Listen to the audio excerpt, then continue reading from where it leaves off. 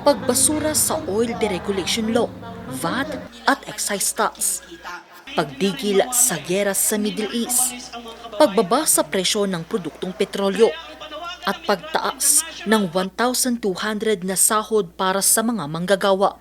Ito ang panawagan ng ilang mga grupo sa ikinasang kilos protesta ngayong araw ng paggawa o Labor Day. Isa sa mga tumindig dito ang operator at jeepney driver na si Francis. Pinili niya munang tumigil sa pamamasada ngayong araw para ipanawagan ang hinaing nilang mga tsuper. Kaming mga chopper, kami ang unang naapektuhan kasi po. Kahit ngayon, walang tigil pasada. Kami na mismo ang tumitigil kasi nga po, napupunta na lahat sa langis yung kinikita naming mga driver. Dapat sila ang unang kumilos para sa mamamayan. Hindi yung ganito na kailangan pang lumabas.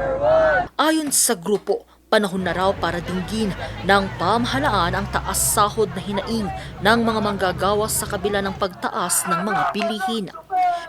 Ito'y sa isinumiting position paper ng kilusang Mayo 1 sa Regional Tripartite Wages and Productivity Board ng Department of Labor and Employment o DOLE. Gaya ng mga nurses at health workers, overworked at underpaid din po kami.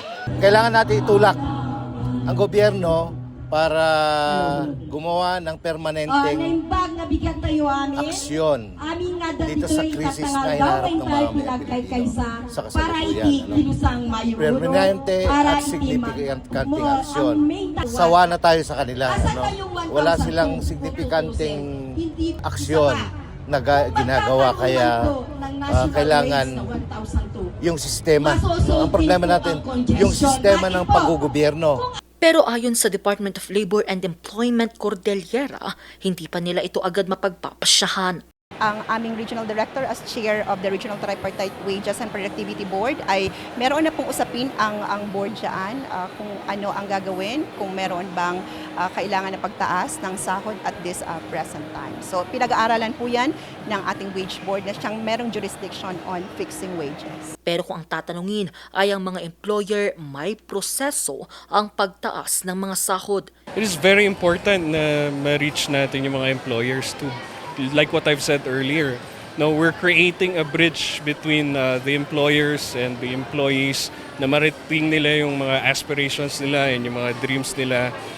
Even if despite of our situation ngayon na mas mahirap ang sitwasyon natin dahil sa kaguluhan sa Middle East, but then we're still creating employment opportunities and we're creating avenues for our employees. Umaasa naman ang grupo na tututukan na ng Kongreso ang House Bill 5924 na bubuwag sa Regional Tripartite Wages and Productivity Board para magkaroon ng iisang National Minimum Wage System sa bansa.